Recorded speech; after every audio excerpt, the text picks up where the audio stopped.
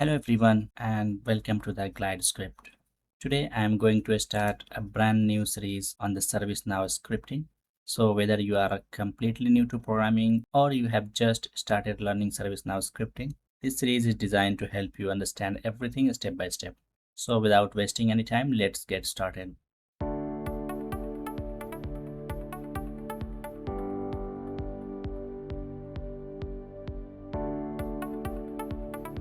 So in this series, I will not jump directly to the ServiceNow scripting. Everyone starts jumping to the ServiceNow and start doing the scripting. I will not do the same. First, we will learn the JavaScript, especially those topics which are required for the ServiceNow scripting, and then we will go for the ServiceNow scripting. We will follow this path. So before we start learning JavaScript, there is something I want to discuss with you. You have probably heard this statement many times, might be on the first day of your learning journey with ServiceNow. There is a tagline by the ServiceNow. ServiceNow is a low code and no code platform. And yes, that's how ServiceNow is officially presented. But if someone asks me how I describe ServiceNow in this context, my answer is slightly different. ServiceNow configure with low code, build with pro code. That's how I personally look at it. Now you might ask why I am saying like this. In my ServiceNow career, I have met many ServiceNow developers, early careers developer you can say. Most of them have completed training, some have earned certifications, some have even spent months practicing on their PDI. But when the conversation moves towards scripting, that is usually the point where they become uncomfortable.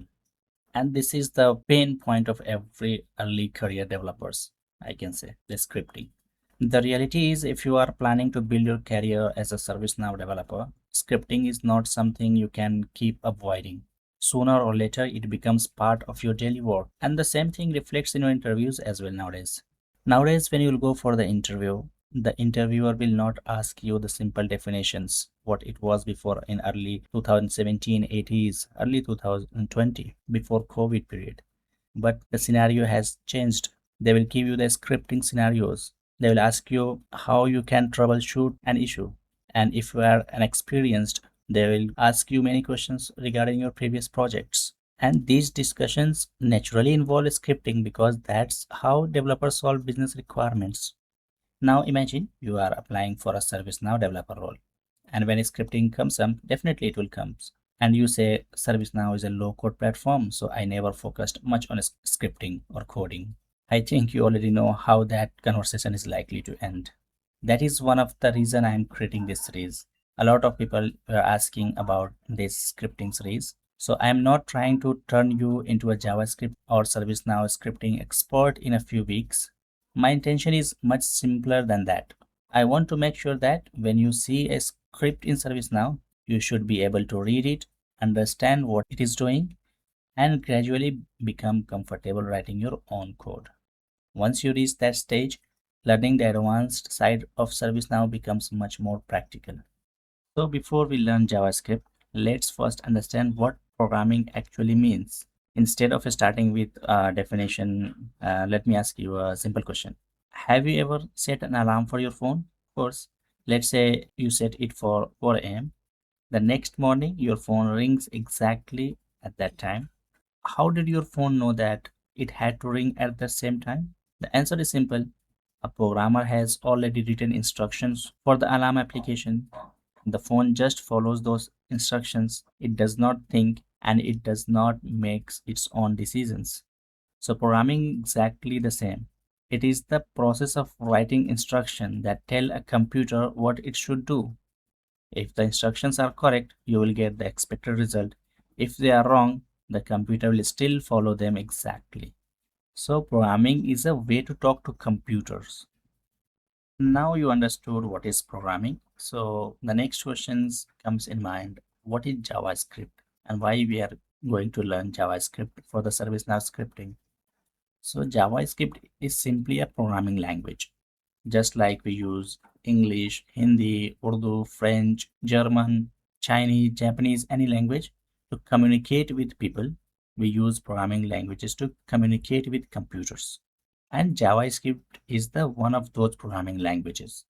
Today, JavaScript is one of the most popular programming languages in the world, and it is used to build websites, web applications, mobile applications, server-side applications, and many other software solutions. But for us, there is one reason why JavaScript is so important. ServiceNow uses JavaScript for scripting. So if you want to become a good ServiceNow developer, learning JavaScript is not an option, it is necessary for you. That's why we are learning JavaScript. So before we move ahead, there is one confusion and I would like to clear because almost every beginner has this question. Is JavaScript the same as Java? The answer is no. Java and JavaScript are two completely different programming languages. They have different syntax, different use cases, and different way of working as well. Around the time JavaScript was introduced, Java was already becoming very popular. So for marketing reason, the name JavaScript was chosen because it sounded familiar and attracted more attention with the Java. Apart from the name, they are completely different technologies. Don't confuse with this. Now, where we can execute JavaScript? There are many places where JavaScripts can be executed. For example, you can write JavaScript directly in a web browser. You can use online code editors, use node.js on your computer, or execute JavaScript inside platforms like ServiceNow also. We will do it later. And we will use different platform like TypeScript and other platform, VS Code. In browser, how you can do, just go to your browser, right click, go to the inspect, and in the console, just write here console.log.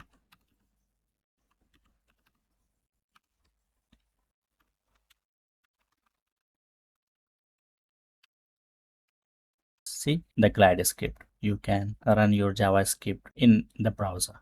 So we are not going to run our JavaScript in this browser. Step by step, we will learn everything where we can run our JavaScript code.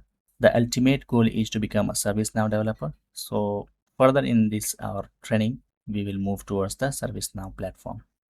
So in the next few videos, we will start from the basic. I know most of you know about the basics of the JavaScript scripting, but I'm targeting those learners also who is completely beginner into the ServiceNow scripting.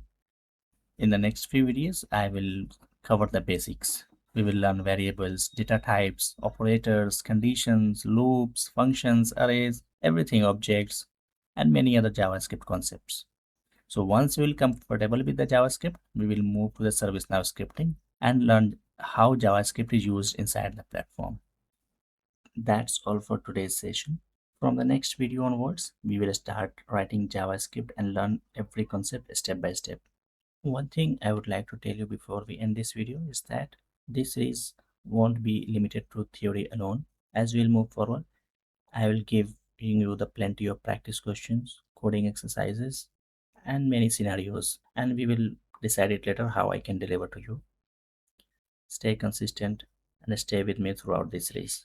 Thank you for watching, and I will see you in the next video.